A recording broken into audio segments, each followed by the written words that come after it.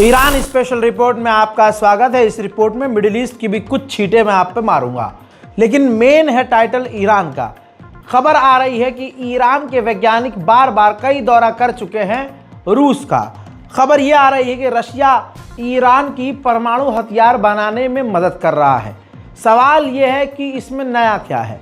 नया यह है कि ईरान कुछ ऐसे टेक्नोलॉजी हासिल कर रहा है और रूस से ऐसी टेक्निक हासिल कर रहा है जिसके बाद वो परमाणु बनाएगा लेकिन टेस्ट नहीं करेगा। यानी टेस्ट किए बिना ईरान परमाणु बनाने पर काम कर रहा है। ईरान के वैज्ञानिक बार बार रूस का दौरा कर रहे हैं। तमाम बड़े अखबारों में ये कल तक छप जाएगा और आपको बता दूं कि इससे ईरान और ख़तरनाक बनकर उभर सकता है। हजरात, वहीं दूसरी तरफ ईरान ने नरमी दिखाई है दूसरे देशों के लिए और अब कह दिया है कि ईरान सोच रहा है, स्काई न्यूज़ से कहा है ईरानी ऑफिशियल ने, कि हम सोच रहे हैं कि यूरेनियम बनाना बंद कर दें ताकि हम अपने मुल्क के फ़ायदे के लिए आगे बढ़ सकें। ईरान ने समुद्री इलाके से सिंगापुर जाने वाले एक जहाज़ को 5 दिन पहले सीज कर लिया था। आज 5 दिन के बाद उस जहाज़ को और उसके 21 जो क्रू मेंबर थे सबको आज़ाद कर दिया है। वहीं IAEA के चीफ ने कहा है कि हमारे इंस्पेक्टर अभी भी ईरान में हैं। उन्होंने उन परमाणु साइट्स की जांच की है जहां हमला नहीं हुआ था, वहां सब कुछ सही है और हम ईरान से अभी भी मांग कर रहे हैं कि जिन आपके न्यूक्लियर साइट्स पर अमेरिका और इजराइल ने हमला किया था, हमारे इंस्पेक्टरों को वहां की जांच करने दी जाए। हजरात, अमेरिका के पूर्व CIA के टॉप जासूस ने पॉडकास्ट में इतना बड़ा खुलासा किया है कि कुछ ही घंटों के अंदर आप देखेंगे पूरे इलाके में हड़कंप मचेगा। दोस्तों, बता दूं कि CIA के पूर्व जासूस, अमेरिका के पूर्व सीनियर जासूस ने बड़ी बात कह दी है। कह दिया कि डोनाल्ड ट्रंप को नेतन्याहू ने धमकी दी थी 12 डेज वॉर में कि अगर आपने ईरान पर अटैक नहीं किया तो हमारे पास परमाणु हैं और ईरान के खिलाफ फिर हम परमाणु का इस्तेमाल करेंगे। वहीं ईरान के IRGC के ऑफिशियल ने कहा है कि 12 डेज वॉर में 27 से 30 देशों ने हम पर धोखे और चुपके से हमला किया था। यानी ये एक तरह से बिना नेटो का नाम लिए नेटो को बोल रहे हैं। कहा कि हमने सबका जवाब दिया और हम ये जंग जीते। اقداماتی که قابل پیش بینی بود ولی با این سرعت و با این تراکم در یک زمانبندی مشخص علیه ما اون اقدامات انجام شد، این هم در کشورهای جهان تا الان در تاریخی که ما میشناسیم اتفاق نیفتاده. این که حداقل 27 کشور جهان و به عبارتی 33 کشور جهان همزمان به ما هجوم کنن. بله، 2 کشور در خط، حالا یک کشور و یک رژیم جعلی که ما اسم کشور رو برای اسرائیل هیچ وقت به کار نخواهیم برد و نمیبریم.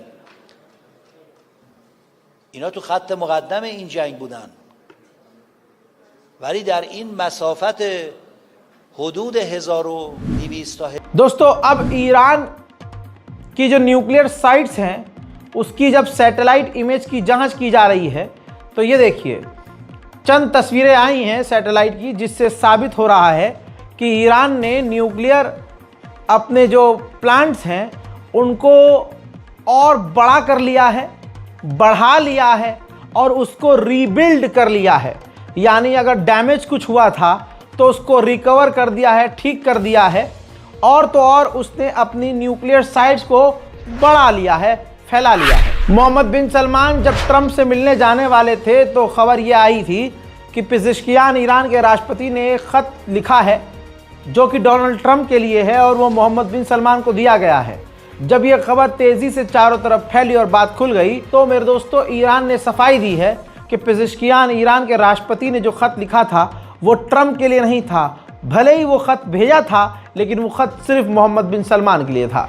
ईरान जिस तरह से अभी बयान दे रहा है, ईरान पर दुश्मन भरोसा करने से पहले सोच रहा है। देखिए, स्काई न्यूज़ का मैंने खुद सोर्स आपको दिखाया कि ऑफिशियल ने कहा कि हम सोच रहे हैं कि यूरेनियम बनाना बंद करें ताकि हम पर पाबंदियां कम हो। लेकिन ये बयान अब आप देखिए, ईरान के विदेश मंत्री का असेंबली, ईरान के विदेश मंत्री ने कहा कि हम यूरेनियम का एनरिचमेंट रोक दें, ऐसा सोचना भी अपने मुल्क से हमारे लिए गद्दारी है, लिहाजा हम एनरिचमेंट यूरेनियम का नहीं रोकेंगे।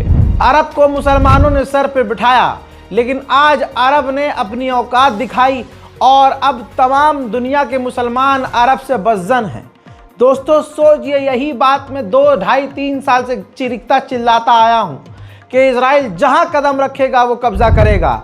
लीजिए, आपकी स्क्रीन पर तस्वीर देख लीजिए, रिपोर्ट ऑफिशियली आ गई है। लेबनान की ये तस्वीर देख लीजिए, इजराइल ने 4000 स्क्वायर मीटर ज़मीन पर लेबनान की कब्जा करके, सिर्फ कब्जा नहीं वहाँ दीवार बना दी है, घेरा बना लिया है। 4000 स्क्वायर किलोमीटर की ज़मीन पर लेबनान के इजराइल ने पूरी तरह से कब्जा कर लिया है। सवाल यही है कि कोई अरब क्यों नहीं बोल रहा है। सच्चाई यही है कि मोहम्मद बिन सलमान, यूएई, इजिप्ट ऐसे अरब देशों ने अपने दूसरे अरब देशों का सौदा कर दिया है। भाई इनके लिए तो बैतुल मुकद्दस भी कुछ नहीं है।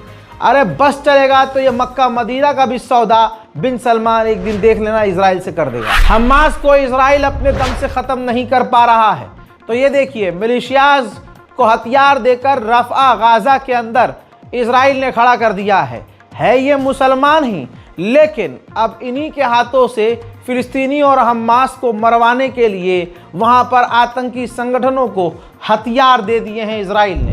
हज़रात मोहतरम, आपको बताऊं, सुबह दिखा चुका हूँ कि गाज़ा पर इजराइल ने हवाई हमला किया, जिसमें 28 फ़िलिस्तीनियों की और बच्चे भी इसमें शामिल हैं मारे गए। दोस्तों इजराइल ने ये जो हमला किया है, इस हमले में अमेरिका ने इजराइल का साथ दिया है और अमेरिका से पूछकर इजराइल ने गाज़ा पर हमला किया है और बहाना ये बनाया कि हमास के आतंकवादियों ने सीज़ फायर का उल्लंघन किया और गोलीबारी की थी, जिसके बाद हमने हवाई हमला किया, जिसमें 28 दोस्तों फ़िलिस्तीनी मारे गए हैं। यानी एक बात क्लियर हो गई है कि सीज़ फायर का कोई मतलब नहीं है। अमेरिका इजराइल मिलकर कभी भी गाज़ा पर हमला कर सकते हैं।